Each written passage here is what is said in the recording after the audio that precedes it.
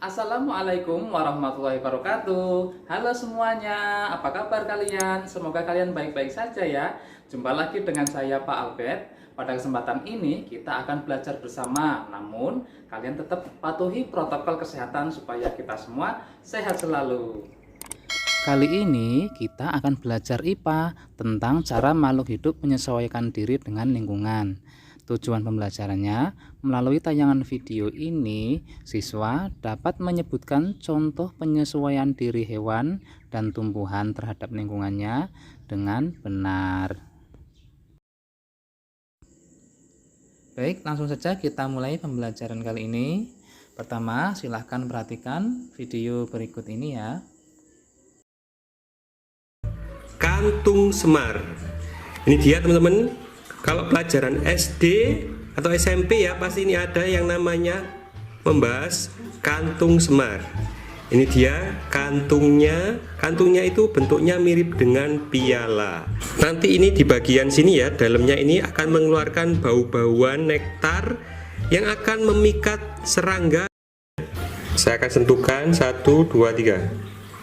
Wah, langsung nutup teman-teman. Jadi ketika disentuh langsung menutup, dia mendeteksi adanya makhluk yang masuk ke dalamnya.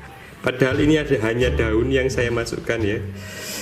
Ini tajam banget teman-teman. Jadi ini mencegah misalnya nanti ada serangga masuk, misalnya lalat ya, itu lepas ketika sudah terjebak di dalamnya.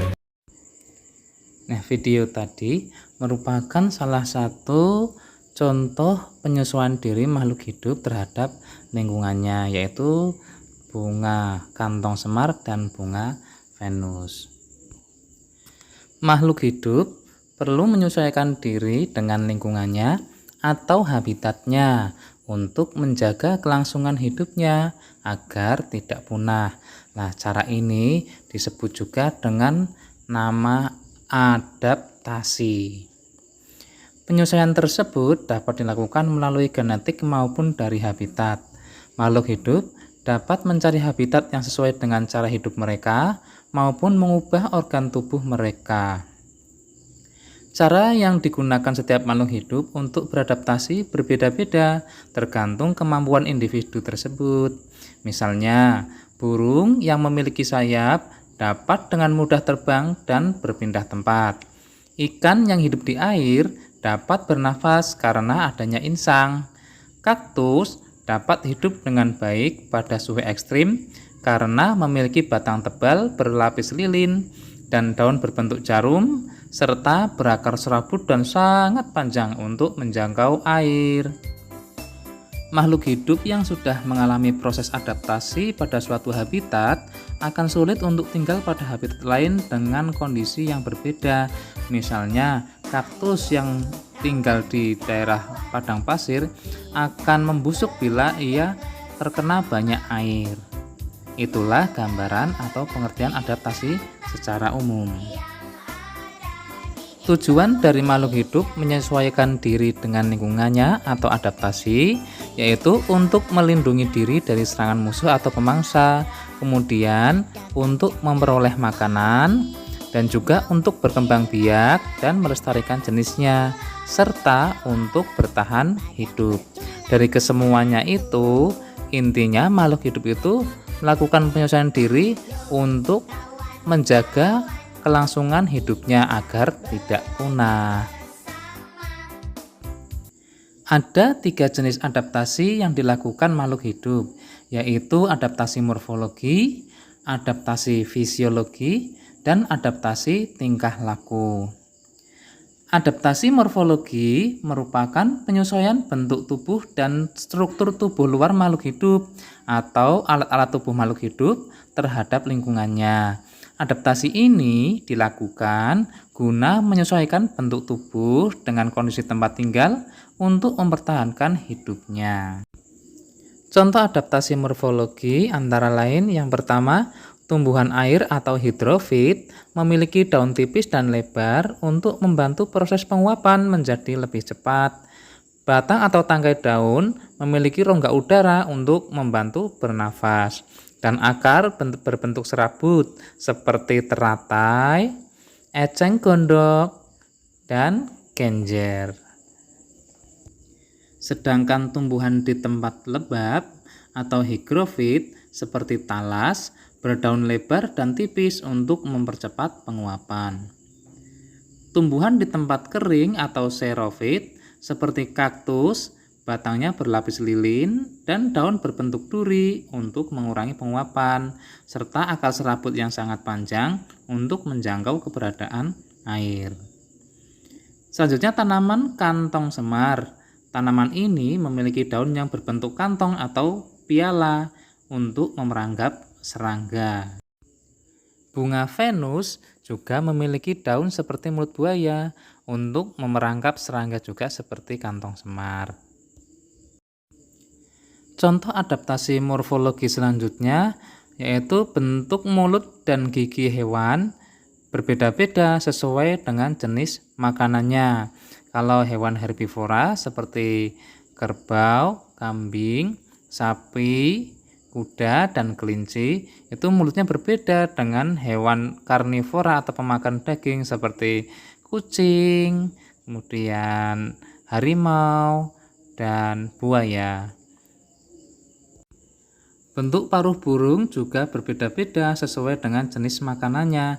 Misalnya burung pipit karena pemakan biji-bijian memiliki paruh yang tebal dan pendek untuk mengupas biji. Berbeda dengan paruh burung kolibri yang makanannya adalah madu bunga. Maka mulutnya atau paruhnya kecil, runcing, dan panjang. Sedangkan hewan di kutub utara seperti beruang kutub dan penguin memiliki kulit dan bulu yang tebal agar tubuhnya dapat bertahan terhadap udara dingin. Itulah beberapa contoh adaptasi morfologi dari tumbuhan dan hewan. Jenis adaptasi yang kedua yaitu adaptasi fisiologi. Adaptasi fisiologi merupakan penyesuaian fungsi alat tubuh bagian dalam pada makhluk hidup terhadap lingkungannya. Adaptasi ini menyangkut fungsi organ tubuh makhluk hidup, juga melibatkan zat-zat tertentu guna membantu proses metabolisme. Sekarang, yuk kita lihat contoh hewan dan tumbuhan yang melakukan adaptasi atau penyesuaian diri secara fisiologi. Yang pertama, tumbuhan mengeluarkan getah untuk melindungi diri, misalnya pohon nangka ya, dan sebagainya.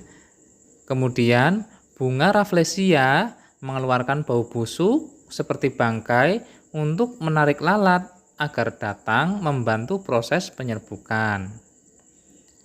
Selanjutnya contoh berikutnya adalah bunga pohon jambu mengeluarkan aroma khas untuk menarik lebah, kupu-kupu, dan sebagainya. Nah, hewan dan juga hewan penghisap madu seperti burung kolibri agar membantu proses penyerbukan.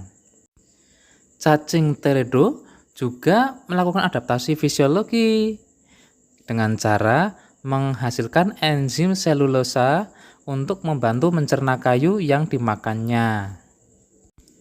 Hewan ruminansia atau disebut juga hewan pemamah biak seperti kambing, kerbau, sapi, dan sebagainya, untuk membantu pencernaannya ia mengeluarkan enzim selulosa. Pada tubuh ikan terdapat gurat sisi yang berfungsi untuk mengetahui besarnya tekanan air, sedangkan ular memiliki bisa untuk melumpuhkan musuh atau mangsanya. Itulah beberapa contoh hewan dan tumbuhan yang melakukan adaptasi fisiologi. Selanjutnya, adaptasi yang ketiga yaitu adaptasi tingkah laku. Adaptasi tingkah laku merupakan penyesuaian makhluk hidup terhadap lingkungannya dalam bentuk tingkah laku. Adaptasi tingkah laku berhubungan dengan tindakan makhluk hidup guna melindungi diri dari serangan pemangsa, untuk bertahan hidup, dan sebagainya. Nah, sekarang kita lihat nih beberapa contoh tumbuhan dan hewan yang melakukan adaptasi tingkah laku. Misalnya, tumbuhan putri malu akan menutup daunnya ketika disentuh. Sedangkan Bunga pukul 4 hanya akan mekar pada waktu pukul 4 sore. Begitu juga dengan bunga September hanya akan mekar di bulan September. Selanjutnya, pohon jati menggugurkan daunnya pada musim kemarau untuk mengurangi penguapan. Kalau hewan ini namanya hewan kaki seribu dan juga terenggiling yang akan menggulung tubuhnya ketika terjadi bahaya. Bunglon dapat mengubah warna tubuhnya atau disebut dengan mimikri. Warna tubuhnya akan sesuai dengan lingkungannya. Apabila lingkungannya berwarna hijau, maka bunglon akan berubah warna hijau. Sedangkan kalau lingkungannya berwarna coklat, maka bunglon akan merubah lagi warnanya menjadi warna coklat. Cumi-cumi akan mengeluarkan tinta berwarna hitam dari tubuhnya ketika dalam keadaan bahaya. Sedangkan paus dan lumba-lumba muncul ke permukaan air secara berkala untuk menghirup oksigen. Ketika cuaca ekstrim, siput akan melakukan estivasi untuk bertahan ketika musim kemarau. Sedangkan tupai dan beruang akan melakukan hibernasi atau tidur panjang untuk bertahan ketika musim salju tiba. Demikian yang dapat saya sampaikan tentang penyesuaian diri makhluk hidup terhadap lingkungannya. Semoga bermanfaat ya.